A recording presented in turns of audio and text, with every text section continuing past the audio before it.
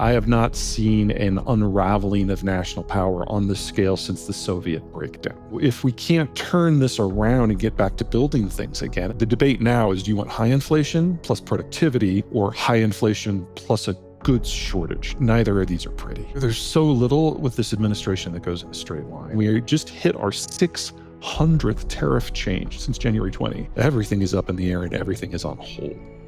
I am here with Peter Zeihan. Peter, thanks for joining me. It's great to be back when it works. Yeah. We'll see. We'll see how lucky we are here. Well, so first, you've been on the podcast several times, and most people will have heard about you, seen you somewhere, if not here. But remind people briefly what you do. What's your day job when you're not doing podcasts like this? My job is to take demography and geopolitics and use it to paint a picture of the future and then show how it matters to the people who happen to be in front of me. So most of my clients are in the world of finance or manufacturing or agriculture, some sort of economic association or business, and I help them navigate the crazy that is to come. All right. Well, speaking of predicting the future and actually on points that matter, at least to me and a few of us, last time you were on the podcast, you told me that there was no way that Trump was going to win the 2024 election. So I have to ask you what the fuck happened right at the top here. Yeah, fair enough. Yeah. Sorry, I slept that day. My general feeling was that it was going to be America's independents that decided how things were going to go. Not people who said they were independent, but really were Republicans and everything but name, but the actual 10% of the electorate that splits their vote, because they had decided the last 7 elections. So it felt pretty safe to me. And in the post-election polls, it looks like that group decisively voted against Trump. Everyone else shifted, however, with one exception, Washington State. Every state and every demographic shifted substantially towards Donald Trump and allowed him to win with the margin that he got. Well, how would you rate his second term so far? We're going to talk about tariffs and foreign policy and supply chain and specifics like China. But what most concerns you? What have there been any pleasant surprises? How would you rate the last 10, 11 months? I usually try not to be critical of presidents in their first terms because, they're learning. It takes time for the policies to kick in. The world doesn't move on a dime. Second term is different because they should have learned from what happened in their first term. And by that measure, it has not gone well. Most of the stated aims of the Trump administration, things like reshoring manufacturing, increasing its defense position, have actually taken the country in a significantly different direction. And I have not seen an unraveling of national power on this scale since the Soviet breakdown. So far, very impressed with how much damage is being done. This is some combination of Zimbabwe, Argentine economic policy, maybe with just a dash of French statism thrown in. All right, so let's talk about the unraveling. What are you seeing? Because over right of center in Trumpistan, I can imagine many people believe that the tariffs are working. We're onshoring American manufacturing. We're building up our manufacturing base. Jobs are going to be returning as a result of all this. We have China right where we want her. It's really just a picture of American strength. I mean, Trump is the kind of guy you just can't screw around with. Finally, we have a president like that. How are you not seeing this? Let's start with the tariffs. Yeah. When you do a flat tariff and you tax things at the border, no matter what they are, you need to break down manufacturing into 2 broad categories. First, you have your simple products, things like plastics or furniture, textiles, where there's only a half dozen manufacturing supply chain steps. And in a high tariff environment, it's relatively easy to relocate some of those steps within the tariff wall. So we are seeing significant build out in the United States for things like furniture and glue and paints and all that kind of stuff. More complex manufacturers, the hundreds or thousands of steps, are very different. So here's automotive, aerospace, electronics, computing. When there are thousands of steps and you only produce, say, half of the steps in country, you have to pay the tariff every time an intermediate product crosses the border. And the end product ends up costing significantly more. So simple math, it's easier to take the steps that are within your tariff zone, move them outside of your tariff zone, and then you only have to pay the tariff once. So what we're seeing right now is a steady deindustrialization of the value-added, high-skilled, labor-intensive jobs, and instead replacing them with much lower value-added jobs and things like plastics, or maybe things that are automated because our labor force is too much. So we've seen contraction in the manufacturing sector for the last 6 months. And the number that I pay attention to the most right now is called industrial construction spending. It's a data point put out by the Federal Reserve, and it's been negative since tariff day. So people are finishing the industrial projects they had started before April, but no one's really launching much that's new. Hmm. So what are you expecting to see in the economy over the next 12 months as a result? I mean, is this synonymous with inflation, what you just described? Or Well, if you go back to before April, we knew we were preparing for the fall of the Chinese system. We were preparing for the end of globalization. We knew we needed to expand our industrial plant, probably needed to double it, and probably needed to increase the power plant by 50% to go with that.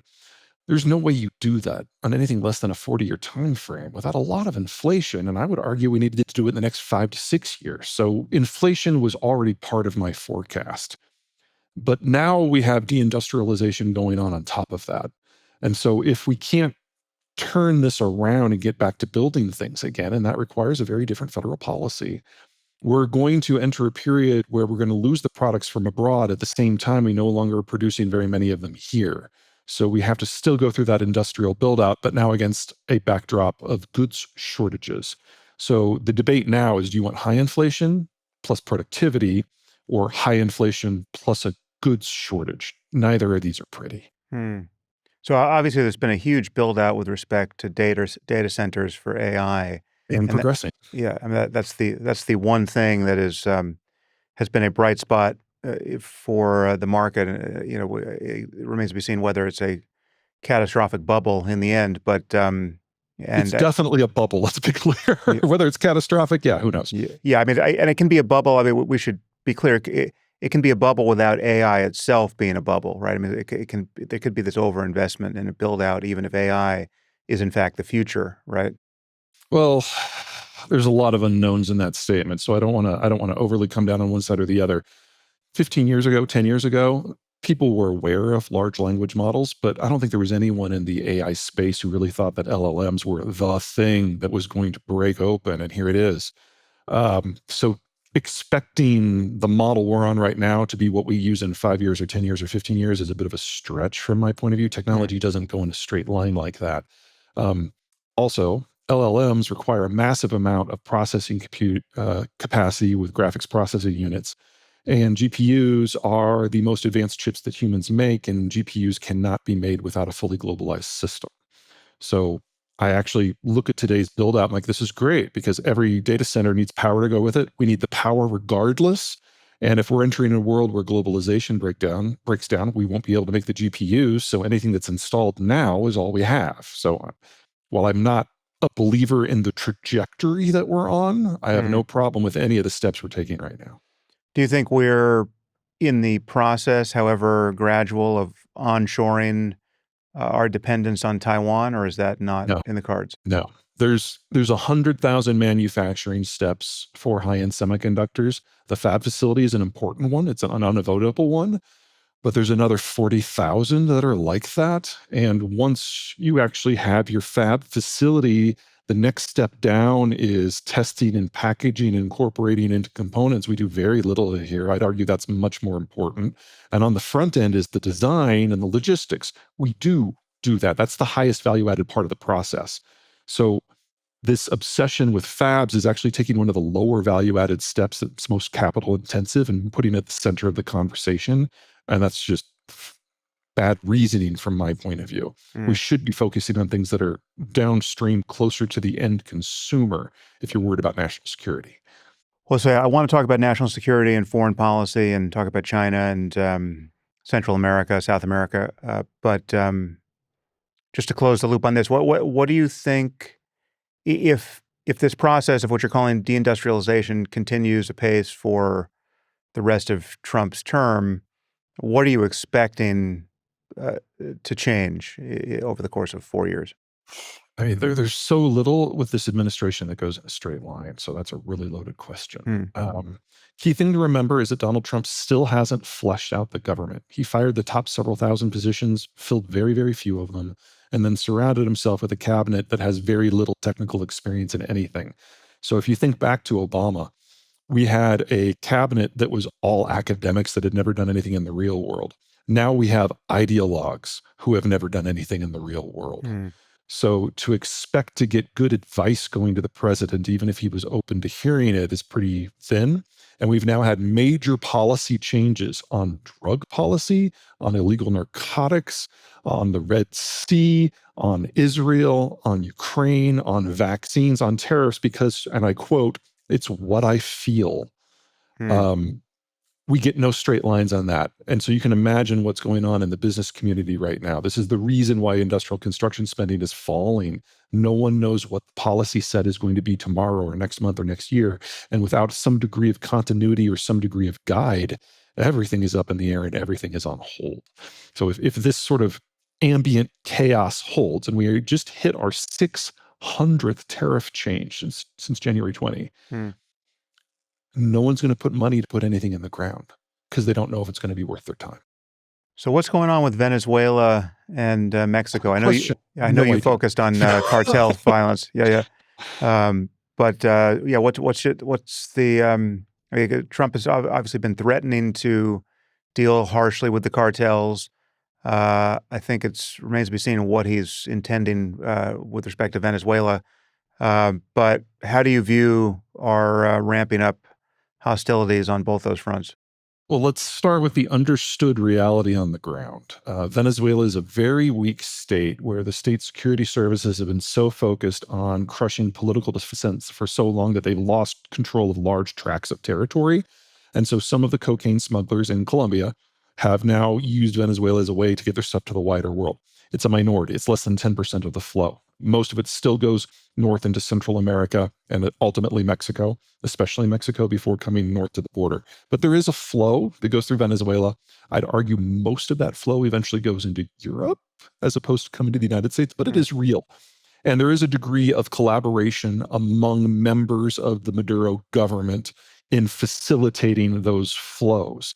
I don't know if calling it a cartel is the right term. That implies a degree of overarching control that probably doesn't exist, but it is a problem. So anything you want to do against Venezuela on a state security point of view, there's an argument to be made there. However, the Trump administration has yet to brief Congress about any of the details. So none of the intel that supposedly identified the ships has ever been shared with Congress. And what I'm hearing from the military is that there really wasn't any ever. And that's before you consider the legal implications of some of the specific decisions. We had both Trump and Hegseth brag about performing war crimes the week of Thanksgiving, because if you take out an enemy combatant and they've been completely disarmed of any sort of offensive capability, and then you shoot them, that's a war crime. Every treaty the United States has ever signed on international law codifies that. And so now they're backtracking. It's like, well, maybe that's not what we meant.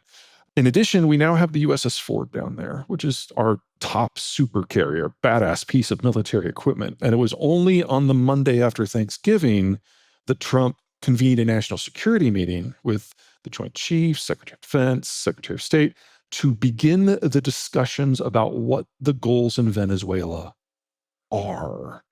So to this point, the policy has been, let's shake some sabers and see if Maduro will just leave. Now they're starting to have the early discussions about what the policy might be. Very much horse on the wrong side of the cart. Yeah, it's remarkable that these kind of extrajudicial killings of people on boats in the Caribbean is I mean, it's being kind of roundly condemned, but it's just on its face, it seems like it's has to be in violation of some law or past practice because, I mean, we don't even kill drug smugglers when we catch them and convict them of drug smuggling. I mean, that's not a capital offense. and yet now we're simply annihilating people who are alleged to be smuggling drugs, and we have been shown no evidence that that's even true. And as you just pointed out, there's this recent case of this really patent war crime where we've bombed the boat. Now people are scrambling in the water, and we bomb them again just to make sure everyone is good and dead. I mean, that is just unambiguously a war crime. But I mean, the whole idea that we can be just killing people who are suspected of smuggling drugs is that has that been a past practice? Is that in line with any of our laws? It's certainly not officially. I'm never going to say that it wasn't done because there's a lot that happens with covert action in Latin America that, maybe is distasteful, but is not technically illegal by Mm, US laws. And the limiting factor here is the War Powers Act. So that was something that was put in place by Congress, bipartisan, in the aftermath of Vietnam, passed by a 2/3 vote. The president vetoed it. It overcame the veto. It was like the biggest overcome of the veto that we've ever had in modern history.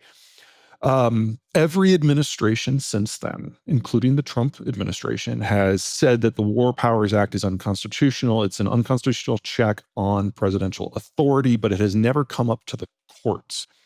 And Congress since then has never called the president to account.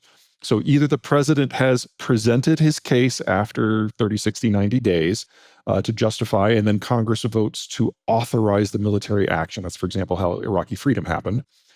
Or the president is done within 30 days and folds the situation down. mm, This is the first time that the War Powers Act has been directly challenged over that 30-day threshold, but Congress has done nothing. And unless and until Congress actually decides to act, technically it's legal. mm. Yeah, Doesn't mean it's right, doesn't mean it'll work Congress has been sitting on its hands on for virtually every question. What about Mexico? What's happening with our posture vis-a-vis the cartels, and what are the implications of that? this is actually more of a Biden administration question than a Trump Mm, administration question. Under the Biden administration, a significant amount of progress was made at cracking down on the Sinaloa cartel, which for most of the last 15 years has been the most powerful organized crime group, not just in Mexico or in the United States, but in the world. And there was a general agreement that it was the most effective of the drug smuggling organizations because El Chapo ran it as a business. But El Chapo was eventually uh, arrested and is now been put away. And combine that with the effects of the last 5 years prosecution of his old organization. His son's basically running the place like Uday and Qusay, if you remember those mhm, Iraqi yeah. asshats. And has it been 2 years? Is it only a year? Relatively recently. One of Los Chapitos, that's one of El Chapo's sons, convinced the guy who was the chief accountant of the organization to get in a plane and fly to El Paso Yeah, yeah, to look at some real estate, yeah. and the DEA was waiting. Mhm, So we basically had a shattering of the organization at the top, and there is no longer one Sinaloa cartel. There's like a dozen, and they're fighting one another.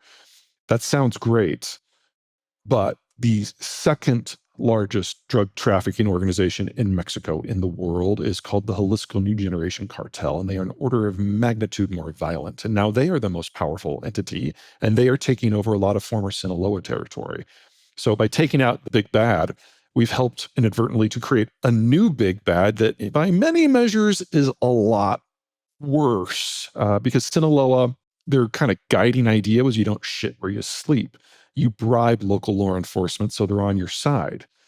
Jalisco, their idea is that the shit is the point. And so mm, the first thing they do when they go into a new territory is shoot the mayor, shoot the police chief, randomly shoot a bunch of people in town so everyone knows who's in charge. And so nobody stands against them.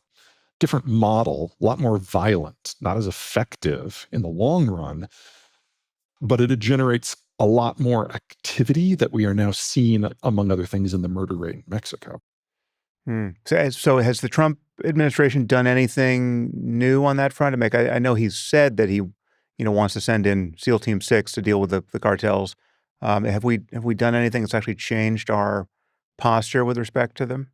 Not Not hugely from my point of view, and I don't see that as a reason to love or hate the Trump administration. The core problem is demand driven. As long as Americans like their cocaine, this is going to happen. And we've discovered that if you take out the kingpins, in the case of the Sinaloa, you create a more fractious environment where there's a lot more competition. That's, for example, one of the reasons why fentanyl has risen. Cocaine requires a supply chain that involves a half a dozen different countries. And it takes about 4 man-hours between the fertilizing, the growing, the processing, and the smuggling for every dose of cocaine. Well, fentanyl, you can buy a bunch of precursors on the open market, make a batch of 1 million doses in your garage in a week, and it takes 4 man-seconds to get the fentanyl in. So by cracking down on cocaine to a degree, we've inadvertently created a new product set, and taking out cartel leaders will have absolutely no effect on that. And one of the things we've ironically seen with the border is by stopping the flow of illegals, it's made it very, very, very easy for all the drug smugglers to just ship stuff in containers. So again, I don't blame Trump for that switch. This is one of those things that as long as people want their narcotics, there is going to be an economic pipeline of some form for it. What do you know about the recent pardoning of the former president of Honduras, who was a convicted drug smuggler?